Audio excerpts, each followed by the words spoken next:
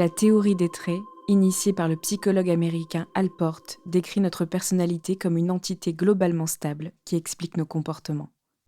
Nous sommes extra ou introvertis, ouverts à l'expérience ou plutôt timides, consciencieux ou moins consciencieux. Mais peut-on rester vraiment fidèle à soi-même toute une vie ? Nos principes, tous ancrés en nous qu'ils soient, seraient-ils indissociables de nos personnes, comme l'est notre ADN ? On a vu des gens de nature altruiste le rester, même face aux horreurs de l'humanité, quand d'autres ont basculé. Un soir d'octobre, le destin de Jean-Paul a croisé celui d'un petit garçon, et les jours qui ont suivi ont mis ses valeurs à rude épreuve. Vous écoutez Transfert épisode 179, un témoignage recueilli par Pauline Auvernay avec Sarah Koskiewicz. Attention, cet épisode aborde des sujets qui peuvent heurter. Pour en savoir plus, reportez-vous au texte de description de l'épisode.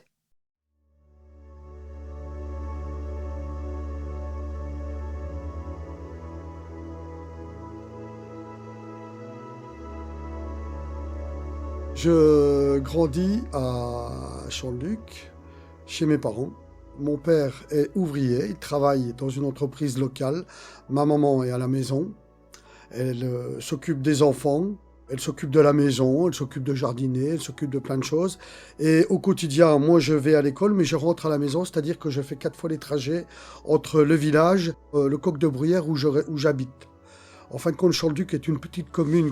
Et pour faire les allers-retours, on est toute une équipe de copains, donc on se retrouve dans une ferme, et là c'est le lieu de rendez-vous, et on descend tous à l'école, le matin pour 8h30, on remonte à 11h30 midi, et on repart pour 13h30, et retour à 16h30.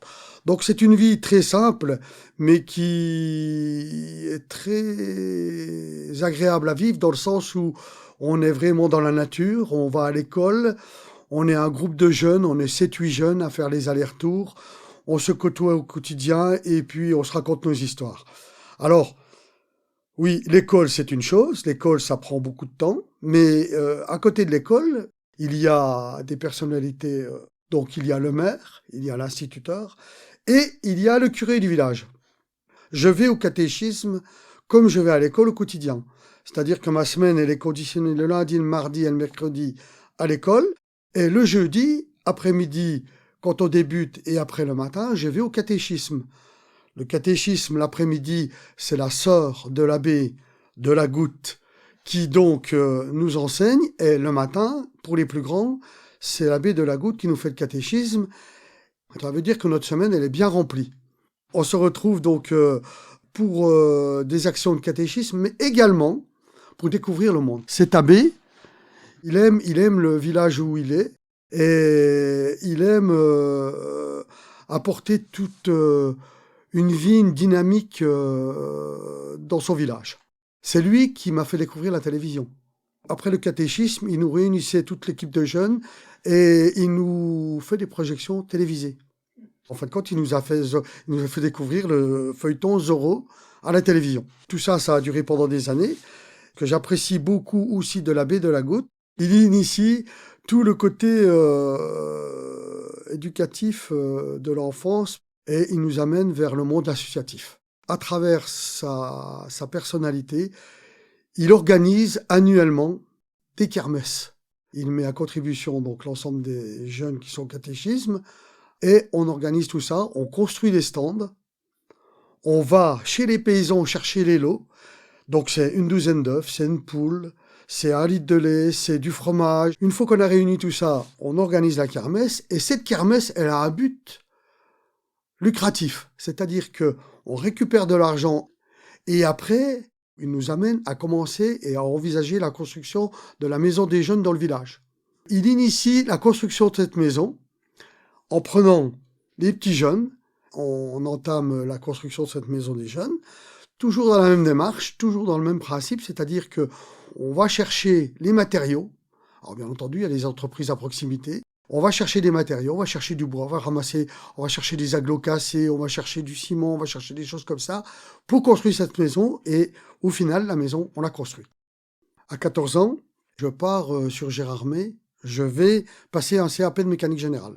Je prends le bus tous les matins, donc à proximité de chez mes parents, et je vais pendant 3 années préparer un CAP de mécanique générale. l'abbé de la Goutte nous accompagne au quotidien. C'est-à-dire qu'il est toujours là. C'est-à-dire que l'abbé de la Goutte, pour vous décrire le personnage, qui nous accompagne au quotidien, quand il est dans l'église, c'est la soutane. Quand il est sorti de l'église, c'est un bleu de travail. Il est en bleu de travail. Dans la foulée, je trouve du travail, à l'issue de quoi mon père m'appelle et me dit « À partir du 1er novembre, tu viens travailler avec moi à la CIPA à Bruyères. » J'ai 17 ans, je dois faire le service militaire. Et à 19 ans, je vais faire mes 3 jours où je suis bon pour le service militaire, et dans la foulée, je fais mon service militaire. Et au cours de cette période, je fais mon service militaire à Nancy, et je rencontre Idalina. Elle va au cinéma à Bruyères, et moi je suis avec des copains, on vadrouille en voiture un peu dans le secteur, et puis je vois cette belle jeune fille sur le trottoir, et du coup je la vois et je dis à un de mes copains qui était au volant, je lui dis « Dis donc, elle est pas mal cette petite brune-là ». Et il me dit « Oui, je la connais, je suis un peu roux, j'ai une moustache, j'ai des favoris, et puis donc ça lui plaisait pas trop. » Ça a fini par fonctionner. Je me marie avec Idalina le 11 juin 1977. Voilà. Et bien entendu, dès l'instant où je me marie, je quitte Chanteluc pour aller résider donc, dans une ville voisine. Et là, je continue ma vie professionnelle. Et il y a une première naissance qui arrive très rapidement. Emmanuel nous rejoint en septembre 1977.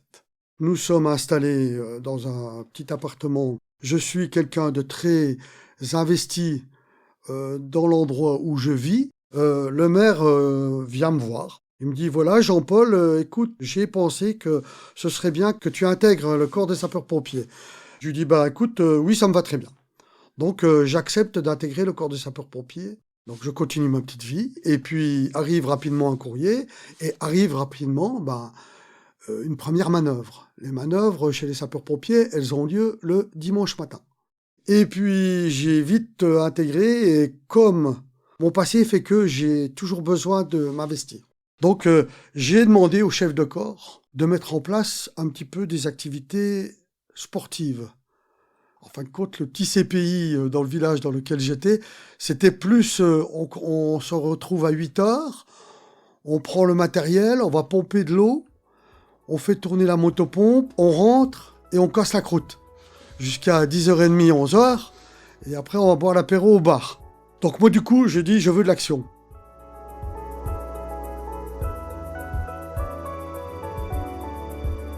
Moi, rapidement, j'ai demandé pour suivre une formation. Donc, rapidement, le chef de corps a dit « Jean-Paul, tu pars en formation ». Et là, je reviens rapidement avec un titre de caporal.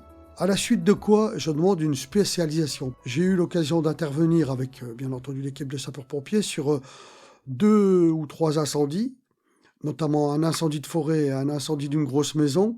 Alors, pourquoi que je précisais tout à l'heure que nous étions un CPI? C'est important de le savoir parce que dans les campagnes, il y a ce qu'on appelle le CSP, le centre de secours principal, qui lui gère les gros événements. Les CPI, en général, ils sont présents sur l'événement qui est arrivé, notamment des incendies, mais ils sont là plus en support. Le CSP arrive et après, eux, ils sont là en support, ils passent sous le commandement du chef de corps du CSP et quand le CSP a terminé, il repart et les gens du CPI, comme nous, les sapeurs-pompiers du CPI, assurent le support jusqu'à l'issue, jusqu'à la fin de l'événement complet. C'est-à-dire que si c'est un incendie, il ne faut plus qu'il y ait une braise qui brûle, quoi. Voilà. Ça peut durer un bon bout de temps. Et du coup, je suis passé sergent dans la foulée, j'ai demandé à passer un poste de sergent, je suis passé sergent, mais entre les deux, j'ai fait une formation spécifique qui s'appelle porteur d'ARI, appareil respiratoire isolant. Ça a permis au CPI aussi d'avoir une personne spécialisée qui allait sur des feux bien spécifiques, donc de cave ou de congélateur ou toutes des choses comme ça, de façon à pouvoir y aller en toute sécurité. Donc j'étais porteur d'ARI. La mission de sapeur-pompier au sein du CPI, au quotidien, c'est faire tourner la motopompe, mais c'est aller aussi chez des gens qui ont demandé une intervention des sapeurs-pompiers particulière, c'est-à-dire aller déboucher des conduites d'eau, aller chercher un nid de guêpe, aller nettoyer une bouche d'égout, le quotidien d'une ville, quoi. Voilà. Il y a l'entretien du matériel aussi, il y a tout ça. Puis il y a les interventions sur départ de la sirène, hein, donc quand la sirène elle sonne, on y va. Moi, j'ai dû demander à mon employeur donc une disposition particulière au cas où je suis appelé pour venir en renfort sur mes collègues. Quand j'ai réalisé mon service militaire donc à Nancy, je l'ai fait avec passion. Et quand j'ai dû quitter le service militaire qui dure une année, l'adjudant chef qui était mon supérieur me dit: Jean-Paul, est-ce que tu veux rempiler ou est-ce que tu vas t'arrêter? Je lui ai dit: je rempilerai bien, mais je choisis donc de retourner retravailler. Le port de l'uniforme a commencé au service militaire. J'aimais beaucoup porter, ça c'est vrai, j'aimais beaucoup porter la tenue de sortie. Et il est bien certain qu'à travers mon action de sapeur-pompier, régulièrement, lorsqu'il y a des événements dans la ville, bien entendu, on porte l'uniforme. Et la tenue de sortie. Et ça, c'est quelque chose qui me va à ravir. C'est rigolo, j'ai l'impression d'être une autre personne et je me sens bien. Le 16 octobre 84, à 4h30, 4h15, je me lève pour prendre mon poste à la CIPA à 5h. Je me lève, je pars au boulot, mon épouse se lève bien entendu après, et la matinée se passe tout à fait normalement. Je quitte mon poste à 13h, je redescends à la maison et je prends mon repas, je fais une petite pause. Et dans l'après-midi, il est prévu donc que j'aille chez ma belle-mère, donc ramasser des pommes. Donc il est sur les coups de, je sais pas, 14h30, 15h. Je monte chez ma belle-mère, donc qui habite pas très loin de chez moi, et on va ramasser des pommes. Donc, dans un verger qui se trouve en contrebas de la maison de ma belle-mère et dans un secteur très proche de la maison. On ramasse des pommes de 15h jusqu'à 16h, 16h15. Puis au bout d'un moment, je dis à ma belle-mère: mamie, écoutez, on va prendre tous les paniers, je vais les ramener à la maison, puis je vais aller chercher Manu, donc à l'école. Je range un peu tout, mamie, au revoir, et je descends, donc... je repasse devant chez moi, puisque l'école est à proximité de l'appartement où on habite. On repasse à la maison, on se fait un petit goûter, on se fait un petit truc. Il est vite 5h moins le quart, 5h moins 10. Donc, du coup, je dis à Manu: allez, on y va, on prend la voiture et chut, on trace. On va récupérer donc Idalina chez Albou. Et puis, comme le 16 octobre 84, c'est un mardi, il faut bien que le mercredi, comme Idalina et moi-même travaillons, il faut bien qu'on trouve un moyen de garde pour Manu. Donc, qu'est-ce qu'on fait? On monte sur Bruyères. Et à Bruyères, on en profite, on va faire quelques courses au Leclerc. Et puis, ensuite, on amène donc mon fils à Chanteluc chez mes parents. Puis, au bout d'un moment, on prend le repas avec mes parents. Et puis, arrive vite 20h, 20h15, et je dis: il est grand temps qu'on reparte. Hop, on prend la route. Donc, et là, où on va? À l'Éponge-sur-Vologne. Et en arrivant à l'entrée de l'Éponge, j'arrive à hauteur de la caserne. Qu'est-ce que je vois? La caserne des sapeurs-pompiers ouverte. Bon, je dis à Dali: écoute, je m'arrête. Je vois mon collègue, Joël Fluc. Je lui dis: Joël, qu'est-ce que tu fais là? Il me dit: écoute, le maire nous a missionnés et on est en train de draguer la Vologne et tous les étangs à l'Éponge-sur-Vologne. Ah bon? Je lui dis: mais tu te fous de moi? Je lui dis: qu'est-ce que vous faites? Vous cherchez quoi? Il me dit: écoute, on cherche un bébé donc, qui aurait été noyé, donc on drague tous les étangs et la Vologne. Ok. Mais je lui dis: mais tu te fous de moi ou quoi? Il me dit: non, non, non, non, je me fous pas de toi. Puis écoute, il me dit: si tu me crois pas, va voir le maire, va voir André, il est sur la place de la gare et il va te dire ce qu'il en est.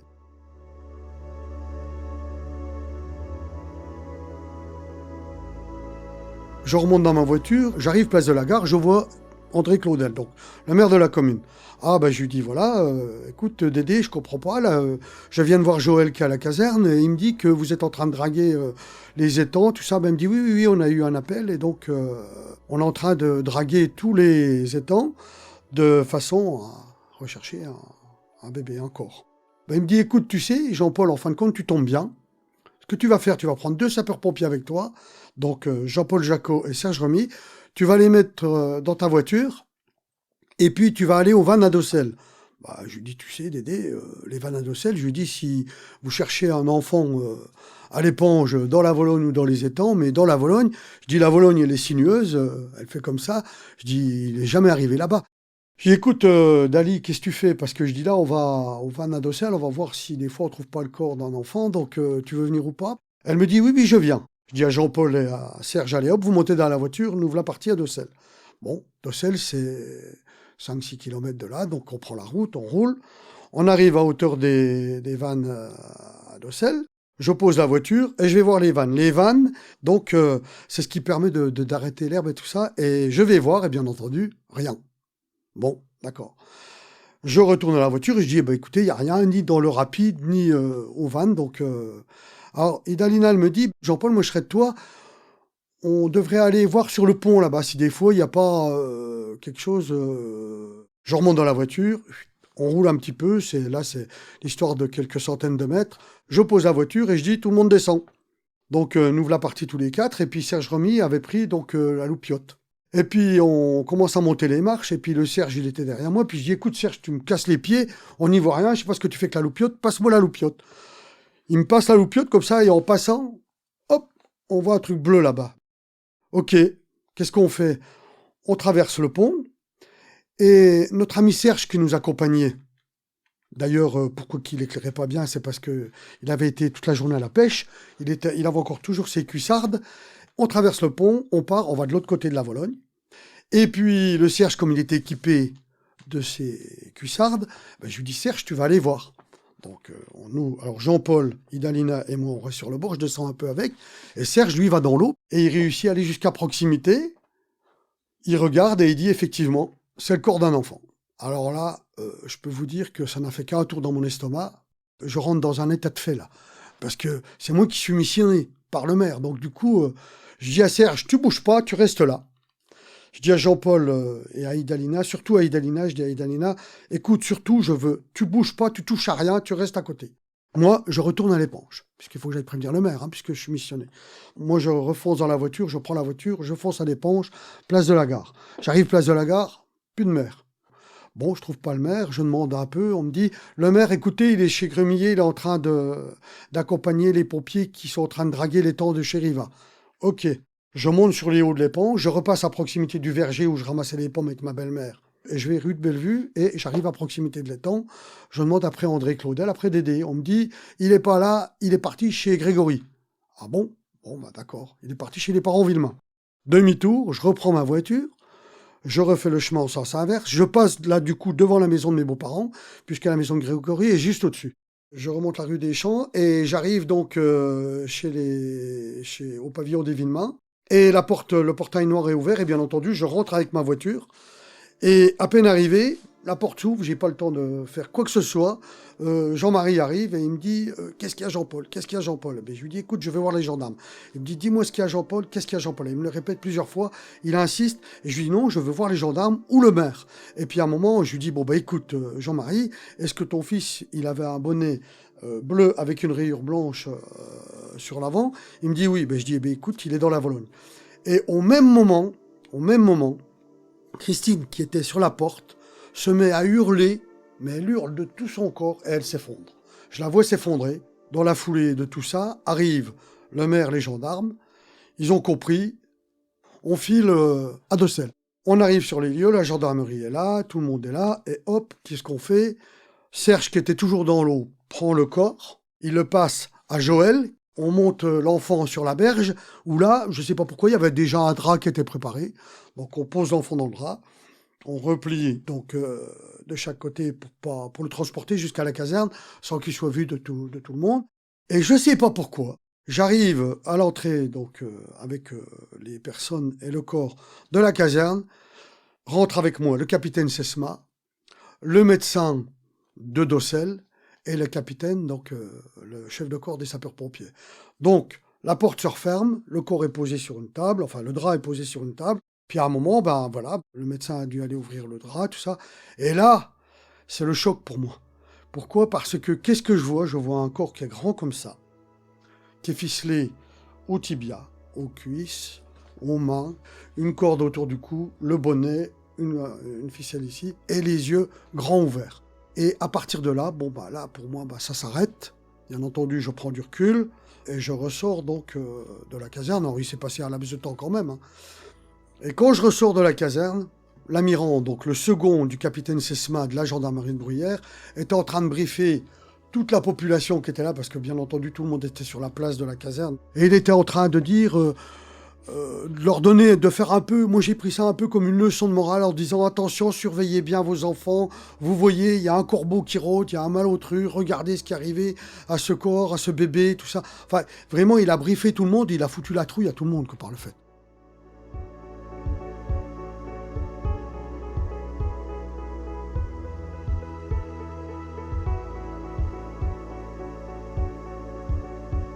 J'habite à l'Épanche-sur-Vologne, j'habite en bas de l'Épanche, le long de la rue principale, la rue de la Poste, et en face de chez moi, il y a la mairie. Et derrière la mairie, il y a l'école. Donc j'habite une maison de maître des établissements Gremillet qui sont toujours là, eux. La caserne des sapeurs-pompiers est pas très loin. Et effectivement, je travaille une fois du matin, une fois de l'après-midi. Et donc, quand je vais au pain le matin, chez Remy, donc la boulangerie Remy, j'y allais sur les coups quand mon épouse, elle part au boulot, donc vers un peu avant 7 heures. Et comme Christine, elle travaille à la chemiserie qui est juste en bas, à l'Épanche, à proximité d'où on habite, elle va certainement chercher son pain comme moi. Et de temps en temps, je la voyais, je la croisais et je lui disais bonjour, bonjour. Mais ça se limitait vraiment à bonjour, bonjour. On se connaissait de vue, ça s'arrêtait là. Effectivement, mes beaux-parents ont leur maison à proximité de la maison de Grégory, donc à quelques centaines de mètres.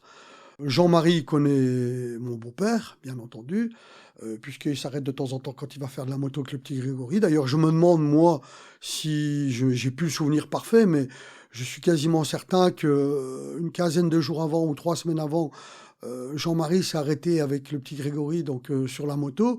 Il était allé faire de la moto, il discutait avec mon beau-père, et moi, je devais aller manger un dimanche midi chez mon beau-père, et il était là quand on est arrivé, et j'ai discuté avec, quoi. Voilà. Donc, au même titre que Christine, c'est des gens que l'on côtoie parce qu'on habite dans le même village, mais ça s'arrête là. Et cette histoire de corbeau, bien loin de notre pensée de savoir qu'il y aurait pu avoir une affaire pareille, d'ailleurs. Il est 23h, hein, à peu près, 23h, 23h15. Il était grand temps que je rentre. Et puis, le lendemain à 5h, retourner au boulot, hein. Et le lendemain, il n'y avait plus un enfant qui allait seul à l'école. C'est-à-dire que les parents accompagnaient tous leurs enfants à l'école parce qu'il y avait cette crainte du corbeau. Alors, cette histoire du corbeau, c'est très particulier parce que on l'a découverte en même temps que le corps, par le fait. Avant, personne à l'Épanche n'avait parlé d'un corbeau ni quoi que ce soit. C'est vraiment complètement lié à la découverte du corps, quoi. Nous, ça nous impressionne. On habite dans un village où il y a 500 habitants. Et d'un coup, l'hôtel de l'Est, donc l'hôtel Paris, qui est place de la Gare à l'Épanche-sur-Vologne, là, du coup, est envahi par les médias. C'est bien simple, RTL est arrivé, ils ont posé un véhicule, ils ont posé un mât, une antenne. RMC est arrivé en second. Alors notamment Paris Match. Alors, Paris Match, ils ont missionné Jean Kerr. Une bonne quinzaine de jours après, donc a lieu l'enterrement du corps du petit Grégory, alors avec tout ce qui va bien. Et les sapeurs-pompiers, donc le jour-là, nous on est missionnés le matin de bonne heure, on est briefés par le maire, on est tous en tenue de sortie et on est tous postés à des endroits bien stratégiques. Il se trouve que moi je suis posté juste à l'entrée de l'église, c'est-à-dire que vous avez la route qui passe et l'entrée est là. Et il se trouve que tout arrive là, quoi. Donc je suis posté par là avec un autre collègue, je ne sais pas si c'était pas Pascal Zickerchet. On est postés tous les deux là, et puis a lieu l'enterrement. Et lors de l'enterrement, c'est une déferlante de journalistes qui arrivent de tous côtés, de tous bords, et qui n'ont aucun scrupule pour assister à l'enterrement. On devait faire attention et avoir un œil. Et du coup, ça rentrait, ça allait sur les croix, ça allait partout, dans l'église, partout. Et du coup, durant tout l'enterrement, et notamment à l'issue, alors là, c'était le pire, c'est que pour avoir la photo la plus proche, les journalistes étaient à fond, quoi. En fin de compte, les journalistes, ils essayent de s'adresser à la population, mais la population, il y a celle qui réfléchit, qui ne veut pas en parler. Puis il y a celle qui veut se mettre en avant et qui veut toujours dire des choses. Et en général, c'est pas toujours les plus fut-fut. C'est vrai que ça a été très pesant. Les journaux, c'était tous les jours, tous les jours. Moi, j'ai gardé les journaux pendant un moment. C'était la une des journaux, quoi, je veux dire, affaire Grégory, affaire Grégory. Puis alors, l'AFP, Bruyères-les-Ponches, 5 km, à peu près. L'enquête était menée à Bruyères. L'enquête a évolué très rapidement. Très rapidement, on s'est orienté vers des personnes et des protagonistes de l'affaire. Bien entendu, ils étaient amenés de façon discrète, plus ou moins, ou pas discrète du tout, à la gendarmerie. Tous les soirs, le capitaine Sesma, il donnait une conférence de presse sur les coups de 17h, 17h30. Alors là, autour de la gendarmerie, c'était plein, bondé. Le capitaine Sesma sortait, faisait sa conférence de presse. La voiture blanche de l'AFP était prête sur la route à partir d'un côté ou de l'autre, en fonction de ce qui sortait de la gendarmerie, pour suivre. Donc ça, c'est la présence des journalistes, mais vraiment très, très intense au cœur de l'affaire, quoi. Je peux vous dire que chaque fois, c'était pareil. C'était la présence, la télévision, les journalistes, la télévision, les journalistes. Il y avait une présence énorme. Et puis, il y avait surtout aussi Paris Match. Si vous vouliez vous procurer un Paris Match au kiosque à Bruyères et au kiosque à l'Éponge, il fallait courir. Dans l'heure qui suivait, il n'y avait plus un Paris Match. Je pense qu'il y a eu une passion de certains habitants, un ras-le-bol rapide de certains habitants. Encore aujourd'hui, c'est un lieu de pèlerinage. C'est en moyenne une quinzaine de voitures par jour qui prennent en photo la maison et qui filment la rue. Et ça n'arrête pas, et ça vient de partout, de partout. Et samedi, dimanche, inclus.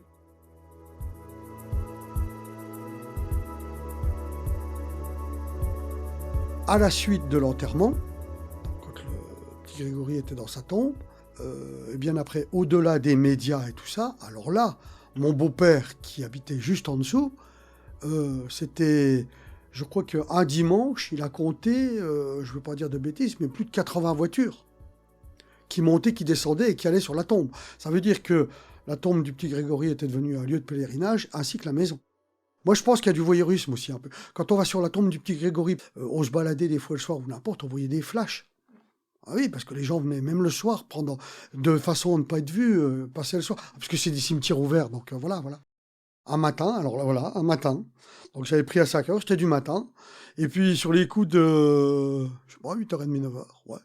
Après, on remontait de la pause matinale. Et du coup, on entend, voilà, l'annonce comme quoi que Jean-Marie a tué Bernard Laroche.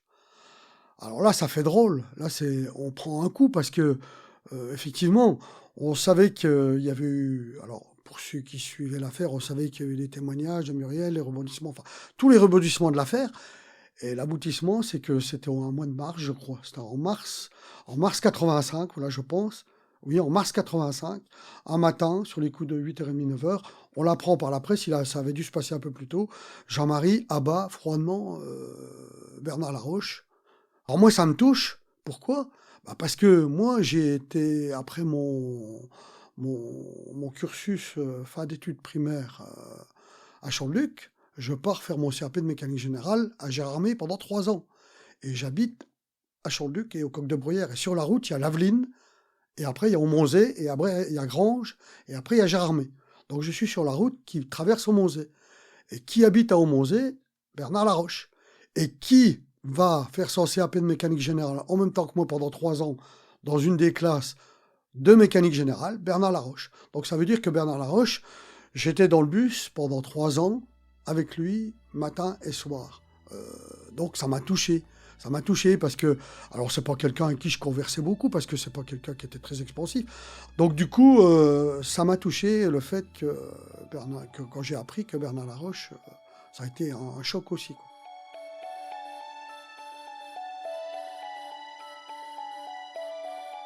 Et puis le temps a passé et cette affaire, au fil du temps, ça s'est estompé naturellement. C'est-à-dire que j'en parlais plus, quoi. Et en habitant à Villers-les-Nancy, j'ai fait copain avec les gens, puis on a discuté de choses et d'autres. J'habitais à Villers, donc j'avais un logement de fonction. Il y a eu un appel de la part de la gendarmerie, des services de la gendarmerie générale Leclerc à Nancy, qui ont appelé un matin très tôt. Mon fils Manu répond, et puis il n'a pas compris ce que c'était, il a raccroché. Le temps passe, et puis je ne sais pas combien de temps après, le téléphone ressonne. Idalina entend le téléphone de la ligne Free sonner, va répondre. Et là, elle reçoit le coup de fil Allô, oui, voilà, Madame Moulin, oui, ben écoutez, c'est la police judiciaire et on souhaiterait rencontrer votre mari. Allô, oui, bonjour, oui, alors ça fait plusieurs fois qu'on vous appelle, vous répondez pas à nos appels, je me fais gueuler. Alors, Monsieur Moulin, on voudrait vous rencontrer aujourd'hui, si c'est possible, ce matin, pour un test d'ADN. Vous êtes d'accord ou pas? Ben, bien sûr que je suis d'accord. Me voilà parti rue du Général Leclerc. J'arrive, je suis reçu par la police. Alors, ils m'ont bassiné, bien entendu, encore une fois, par rapport à l'affaire Grégory. Ils ont voulu que je leur redise à nouveau la partie donc découverte du corps et test d'ADN. Donc, suite à tout ça, donc là, l'enquête, c'était plus le juge Simon, ça devait être le successeur du juge Simon, puisque le juge Simon est mort assez rapidement. C'est à l'époque où il faisait les tests d'ADN de toutes les personnes qui avaient été proches, pas très loin du corps, ou qui avaient gravité autour du corps. Voilà. Effectivement, quand je suis arrivé en 89, donc à Villiers-les-Nancy, dans le cadre de mon travail, immédiatement, qu'est-ce que j'ai fait? Même avant d'arriver, en août, j'ai été contacter les sapeurs-pompiers de Nancy pour leur demander comment je faisais pour rentrer dans les sapeurs-pompiers, puisque moi, je m'étais investi. Or, il se trouve que quand je suis arrivé en 89, le métier de sapeur-pompier était professionnalisé, c'est-à-dire qu'il n'y avait plus de volontaires à Nancy. J'aurais pu, si j'avais voulu, aller à Fléville, ou j'aurais pu intégrer le corps des sapeurs-pompiers de Nancy, vu que j'étais déjà sergent, mais il fallait que je démissionne de mon poste au CNRS. Donc du coup, comme quoi que ça me tenait à cœur, cette affaire-là, et j'aurais voulu continuer, mais malheureusement, avec beaucoup de regrets, j'ai dû abandonner ma mission de sapeur-pompier. La fibre au service des autres, c'est tout ce qui a formaté ma vie. Tout a été formaté autour de cela. Pareil, mon engagement au sapeur-pompier, il était à fond. Je veux dire, c'était pas une mission. Et je voulais pas non plus que ce soit une mission de sapeur-pompier de ces pays où on y va pour faire une manœuvre le matin et faire un casse-croûte. Non, c'était pas ça. C'était une mission de sapeur-pompier avec des titres et une mission sportive derrière. Donc c'est vraiment une mission jusqu'au bout. Jusqu'au bout. Et puis, s'en est suivi, bien entendu, ma vie au quotidien. Je me suis très, très investi dans le monde associatif. Donc, j'ai fait partie du conseil municipal pendant une quinzaine d'années. Très impliqué dans les associations sportives. Bien entendu, on parle de choses et d'autres, et on parlait de l'affaire Grégory. Puis, en 2021, il s'est passé des choses. L'affaire Grégory, moi, je ne l'avais pas oubliée. En juillet 2021, j'ai rencontré une personne qui a redéclenché un petit peu en moi donc les médias et où j'ai accepté de parler de cette affaire. Et quelque part, en reparler très longtemps après, c'est pas mal. À chaud, j'ai jamais voulu en parler. Aujourd'hui, quelque part, ça me fait du bien d'en parler. Et puis, j'espère qu'après la succession de juges d'instruction diverses, de tests d'ADN, d'écriture et tout ça, qu'on finisse par quand même identifier cet horrible personnage ou ce couple ou ces horribles personnes ou je sais pas, mais les personnes qui ont été au cœur de cette affaire-là, d'avoir supprimé la vie d'un enfant de 4 ans qui ne demandait qu'à vivre. Il ne demandait qu'à vivre. Hein. Grégory, aujourd'hui, il aurait une quarantaine d'années, quoi, je veux dire. Voilà. Donc, il ne demandait qu'à vivre, il ne demandait rien de tout cela. Et puis, avoir vécu tout ce que les parents ont pu supporter, parce que on parle de Grégory, mais Christine et Jean-Marie, je pense qu'ils ont vécu un enfer depuis de nombreuses années. Mais c'est horrible, quoi, je veux dire. J'ai été marqué par plusieurs choses. Le corps de l'enfant dans la caserne, mais la maman qui s'effondre sur sa porte en hurlant, en criant Grégory, c'est horrible. Le jour de l'enterrement, Christine qui pleure son Grégory, c'est atroce. Je veux dire, comment voulez-vous qu'une affaire comme ça, il faut qu'elle soit résolue. Il faut trouver les coupables. Je pense pour la famille, pour Christine et Jean-Marie, pour la paix et l'âme de notre petit Grégory, et puis surtout pour la population locale. À une époque, un ministre du gouvernement, en la personne de Philippe Séguin, a dû intervenir par rapport à l'atrocité du geste qui a été réalisé sur cet enfant et par rapport à l'attitude des gens. Et on parlait de gens bourrus, roux, avec une grosse barbe, des gens qui venaient du fin fond des Vosges et tout ça. Et Philippe Séguin a dû rétablir un petit peu ce qui était dit dans la presse pour remettre un peu à niveau et dire que dans les Vosges, et notamment dans cette région-là, il n'y avait pas que des gens qui sortaient, qui avaient un QI de 0, mais qu'il y avait aussi des personnes qui vivaient normalement et paisiblement dans cette région. Bien entendu, ça a marqué mon esprit, hein, ça a vraiment marqué mon esprit, parce que malgré que j'ai vu cela, ce qui me touche profondément, c'est la taille du corps que j'ai découvert. Alors ça, je ne vais pas l'oublier demain. Ben, comme je le dis, on ne peut pas oublier un petit corps comme ça, on ne peut pas l'oublier. Oui, bon voilà. 35 minutes de repos. Et par contre, l'humanité, non. Au contraire, moi, je suis un humaniste, j'aime les gens. J'aime les gens. Quelle que soit la situation. D'ailleurs, dans ma mission de sapeur-pompier, si j'avais continué à Nancy, je serais allé vers tout ce qui touche le véhicule, le VSAB. J'aurais pris cette option-là pour aller au secours, secourir des accidentés, des gens comme ça. Parce que c'est ma personnalité, j'ai besoin, dans la mission de sapeur-pompier, aller atteindre un incendie, effectivement, c'est bien, mais aller vers les gens, sauver des gens, oui. Oui, alors ça me plaît. Ça, c'est mon job, c'est le fond de ma personne. Effectivement, oui, j'ai vécu un grand choc de l'humanité. Quand on voit, parce que ça s'est passé dans des conditions horribles, c'est barbare, parce que la façon dont ça a été fait, et en plus, je pense que ça a été fait par une personne qui avait pleine conscience, voir ça, j'aime aider l'autre. Le 16 octobre 84, quand je me suis levé à 5h du matin pour aller au boulot, et que je suis rentré à 13h et que c'était prévu d'aller ramasser des pommes avec ma belle-mère, avec mamie, donc j'étais loin de penser que j'allais vivre tout ce que j'ai vécu, et loin d'une telle atrocité et d'un geste aussi dur. Et puis, oui, cette journée-là, quand je me suis levé le matin, je ne pensais jamais vivre tout ça.